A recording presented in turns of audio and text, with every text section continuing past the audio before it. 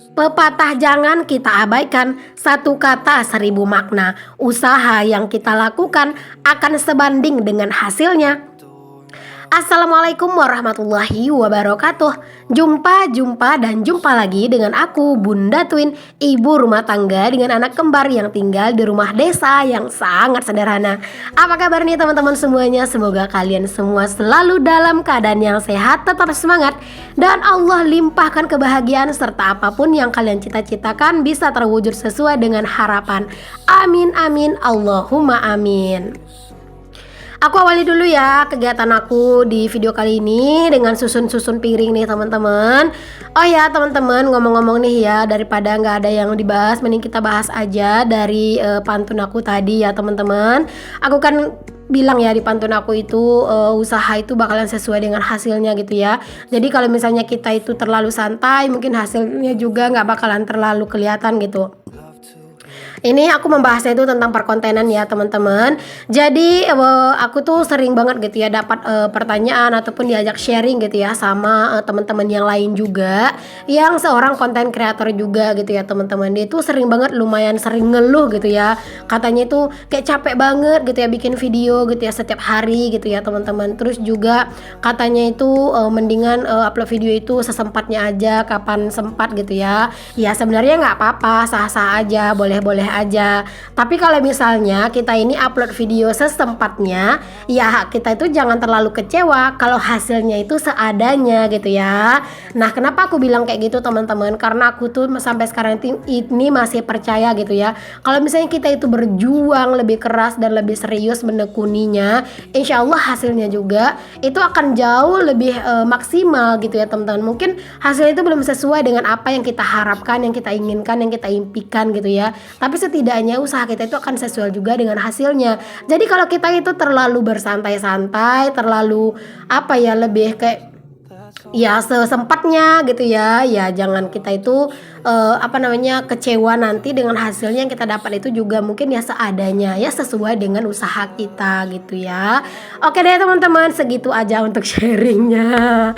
Pokoknya siapa nih yang setuju teman-teman kalau misalnya terlalu banyak bersantai, terlalu banyak pasrah gitu ya teman-teman, dan terlalu banyak ya udahlah gitu ya, tergantung aja lah nanti gimana gitu ya. Sebenarnya kita sih boleh pasrah teman-teman, tapi pasrah kita itu kayak lebih berserah gitu ya, lebih berserah dengan usaha yang udah kita lakukan gitu ya. Jangan belum apa-apa udah nyerah aja, udah pasrah aja gitu ya. Jangan ya teman-teman, tetap kita berusaha semaksimal mungkin gitu ya, dan untuk hasilnya barulah kita berserah. Oke teman-teman, udah kayak anak-anak itu lagi lagi diceramain emaknya aja gitu ya. Aku mohon maaf ya teman-teman, enggak bermaksud menceramahi sih, tapi hanya untuk sekedar mengingatkan teman-teman dan juga menjadi pengingat buat diri aku sendiri. Oke, lanjut aja kita ke video ya teman-teman. Di sini tadi setelah aku beresin cucian piring di dapur, di sini aku lanjut lagi keluar buat ngeberesin cucian pakaian. Kalau kerjaan aku mungkin terlihatnya itu begini-begini aja ya teman-teman. Apalagi kan aku dalam sehari itu kan uploadnya 2 kali ya. Jadi ya harap maklum aja lah kegiatannya itu aja. Tapi aku yakin sih teman-teman, kalian semua yang nonton video aku itu tujuannya nonton video aku tuh memang pengen nyari semangatnya gitu ya. Jadi pokoknya untuk kalian semua nih ya, aku ingatkan, jangan kalian pandang aktivitas yang aku lakukan atau kegiatan-kegiatan yang aku lakukan, tapi coba kalian pandang semangat yang ingin banget aku tularkan ke kalian. Nah, aku sendiri nih teman-teman, kegiatan aku kan di rumah juga itu aja gitu ya. Tapi aku berusaha untuk bersemangat nih teman-teman dalam menjalani setiap aktivitas dan juga rutinitas.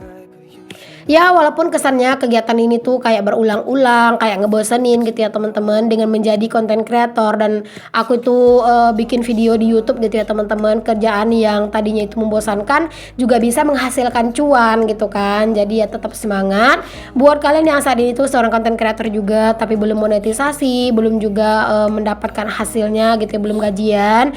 Aku tuh doakan ya teman-teman, semoga yang belum monetisasi bisa segera monetisasi, dan juga untuk yang belum gajian yang masih ngumpulin $100, semoga bisa segera terkumpul dan bisa segera gajian bulan depan. Amin. Oh ya teman-teman, buat kalian nih ya mungkin yang males gitu ya kalau di YouTube itu terlalu terlalu susah persyaratannya, kalian tuh boleh juga loh teman-teman beralih ke fanspage atau halaman Facebook gitu. Karena kan di fanspage itu kan juga bisa monetisasi ya. Mungkin untuk cara-caranya kalian tuh bisa googling aja. Itu tuh udah bisa monetisasi teman-teman. Aku tuh juga punya fanspage ya teman-teman. Nama fanspage aku itu @bundatun_rumah_kayu. Jadi mungkin buat kalian yang itu nggak suka nonton video aku di YouTube, boleh banget kalian tuh nonton video aku di fanspage aja. Itu aku sering juga sih upload di situ setiap hari. Dan kalau misalnya di fanspage itu syarat monetisasinya itu 5.000 pengikut dan juga 60.000 menit penayangan ya teman-teman, atau 5.000 pengikut dan 1.000 jam penayangan gitu ya. Kalau misalnya di YouTube kan 4.000 jam gitu. Nah kalau di fanspage itu ya cuma 1.000 jam, tapi ngumpulin followersnya juga nggak mudah gitu ya. Aku aja di fanspage itu belum terlalu lama aktif teman-teman, dan itu pengikut aku itu baru 1.000, tapi alhamdulillah sih nggak apa-apa. Walaupun pelan tapi insyaallah perlahan tapi pasti gitu. Mungkin buat kalian itu yang punya Facebook, boleh dong teman-teman kalian tuh bantu support ya fanspage aku. Mungkin buat kalian yang pengen kenal lebih dekat sama aku juga boleh gitu ya teman-teman, untuk main-main di fanspage aku ya di @bundatun_rumah_kayu. Itu tuh kalian bisa bisa share juga postingan-postingan aku, video-video aku yang ada di fanspage aku. Pokoknya buat kalian yang udah support aku di YouTube maupun di fanspage, aku ucapkan terima kasih banyak ya teman-teman. Semoga Allah selalu mudahkan setiap urusan kalian. Oke deh, kita ke videonya lagi ya. Nah di sini cuaca itu lumayan cerah banget teman-teman. Kalau misalnya cuaca cerah kayak gini tuh berasa seneng banget gitu ya kita emak-emak teman-teman untuk urusan ngejemur-jemur, karena pasti pakaian-pakaian itu bakalan kering semua gitu ya. Jadi kayak bersemangat aja gitu kitanya buat ngejemur-jemur. Dan di sini aku lanjut nih teman-teman ke dalam rumah buat ngeberesin lemari pakaian ya. Masya Allah, ini tuh lemari pakaian aku udah beneran kayak berantakan juga gitu ya. Beberapa waktu yang lalu aku juga kan udah bilang ya teman-teman kalau aku tuh berniat mau mindahin pakaian-pakaiannya Pak suami ke lemari ini juga, karena lemarinya Pak suami itu tuh yang di kamar itu pintunya rusak dan pakaiannya Pak suami itu penuh dengan debu gitu. Jadinya aku tuh mau susun pakaian-pakaian aku biar pakaiannya Pak suami itu juga muat teman-teman di lemari ini. Pakaian Pak suami kan juga nggak banyak ya, jadi palingan satu tingkat di bagian paling atas aja itu pakaian Pak suami udah muat. Rencananya sih pakaiannya anak-anak gitu ya, itu juga bakalan aku pindahin teman-teman ke lemari laci yang ada di dapur. Tapi nantilah gitu ya, aku beresin dapur itu dulu gitu, aku pindah-pindahin dulu barang-barang yang ada di lemari itu gitu ya. Nanti udah dibersihkan baru aku pindahin lagi pakaiannya anak-anak gitu ya, nyicil-nyicil lah teman-teman. Karena memang nanti rencananya itu anak-anak itu bakalan aku pisah gitu ya, lemarinya sama lemari aku. Karena kalau misalnya nanti renovasinya udah beres gitu ya, dinding yang antara pembatas dari dapur yang baru ke rumah depan itu kan bakalan dibuka gitu ya, jadi kayak disambungin gitu. Otomatis kan kamar belakang bakalan jauh lebih luas gitu ya. Nah rencananya aku bakalan pindah ke kamar itu teman-teman. Jadi aku bakalan masukin lemari ke situ ya. Mungkin kayak bakalan muat sih gitu ya untuk lemarinya di situ gitu, dibawa ke dalam gitu ya. Jadi nanti lemarinya anak-anak aku bikin di kamar depan gitu. Terus aku juga bakalan bikin kasur satu buat anak-anak di situ ya, buat tidur siang ataupun buat mereka main-main gitu. Pokoknya kebutuhan anak-anak aku bakalan taruhnya itu nanti di kamar depan gitu, di kamarnya mereka gitu teman-teman. Ya rencananya gitu ya, cuman ya nggak tahu sih nanti ke depannya itu bakalan ada perubahan atau enggak sih, aku belum tahu. Nah ini pas aku lagi ngelipat pakaian teman-teman, anak-anak itu ngerayu aja gitu teman-teman, emaknya gitu ya minta handphone nonton Upin Ipin ya. Ya walaupun dia itu bilangnya itu dia itu minta nonton Upin gitu ya, tapi sebenarnya yang ditengok itu bukan Upin Ipin gitu ya, segala macam itu dilihat di handphone. Ada yang makan buah, ada yang video kucing gitu teman-teman. Ya itu loh, mereka tuh nontonnya di YouTube Short gitu. Ya kalau misalnya pas lagi sibuk kayak gini sih teman-teman, aku juga suka sih ngasih anak-anak itu handphone ya, karena kalau di zaman sekarang itu memang anak-anak itu udah kayak terlalu udah terlalu deket sama handphone gitu ya. Jadi kadang itu kayak kitanya juga yang agak susah ngendaliin gitu. Tapi alhamdulillah sih kalau situin teman-teman itu menurut aku nggak yang berlebihan main handphonenya. Mereka tuh juga tahu diri lah gitu ya main handphone teman-teman. Palingan kayak 15 menit atau 20 menit gitu ya, paling lama setengah jam. Itu kayak kadang tuh mereka tuh udah bosen gitu ya, terus nanti handphonenya dibalikin. Atau misalnya aku tuh ngajakin mereka buat makan gitu ya, nah itu nanti handphonenya bakalan dikasih sendiri ke aku gitu. Oh ya teman-teman, sambil ngelipatin pakaian aku ini, kalian itu mungkin matanya ada yang salfok yang tertuju ke kulkas. Coba kalian perhatikan kulkas teman-teman, itu kenapa kok ada item-item di kulkas ya? Nah itu karet ya teman-teman, jadi itu gunanya buat ngikat pintu kulkas. Nah kenapa pintu kulkas aku diikat? Karena itu tuh dimainin sama anak-anak. Bukan cuman main aja teman-teman, sempat anak-anak itu masuk di dalam kulkas ya. Jadi untung aja teman-teman aku itu pas si kakak gitu ya, dia itu masuk ke dalam kulkas dan si adek tiba-tiba nutup teman-teman pintu kulkasnya. Untung aja aku tuh pas lagi di situ. Kalian tahu nggak sih, kalau nggak aku tuh nggak kebayang teman-teman, kalau misalnya aku tuh lama gitu ya nggak ngelihat anak-anak, itu takutnya si kakak tuh udah menggigil di dalam gitu ya. Apalagi kalau seandainya si adek itu nggak ngebukain pintunya gitu ya. Jadi semenjak itu teman-teman aku tuh bilang ke pak suami, ya gitu ya, gimana nih caranya si kulkas ini biar nggak dimasukin sama si Twin gitu ya. Jadinya kata pak suami udah diikat aja pintunya pakai karet begitu. Ya Allah, si Twin itu aktifnya itu udah kelewatan gitu teman-teman. Aku tuh sampai apa ya, sampai kayak takut gitu ya, mau mindahin kulkas ini juga mau dipindahin kemana gitu kan. Jadi ya itu dah begitu aja untuk solusinya gitu ya teman-teman, aku ikat aja pakai karet seadanya kayak gitu. Dan semenjak diikat kayak gitu sih alhamdulillah anak-anak udah nggak pernah ya teman-teman yang masuk-masuk ke dalam kulkas, karena kan udah nggak bisa gitu ya dibuka.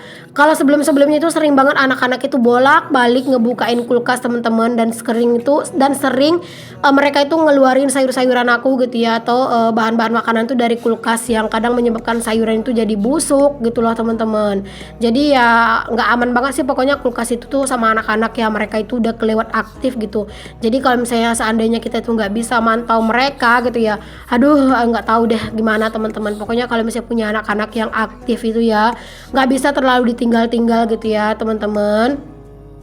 Makanya semenjak dikunci itu si kulkasnya dikunci, diikat gitu ya pakai kayak gitu, aku lebih tenang aja gitu ya teman-teman. Kalau misalnya pas mau ninggalin anak-anak, entah aku ketiduran entah apa gitu, nggak terlalu khawatir gitu ya, karena kan kulkasnya udah udah diikat kayak gitu. Ada juga nggak sih teman-teman anak-anak kalian yang suka main-main kulkas dan suka masuk-masuk ke dalam kulkas gitu? Dan gimana sih cara kalian tuh mensiasatinya? Apakah kulkas ini tuh ada kuncinya tersendiri apa gimana gitu teman-teman?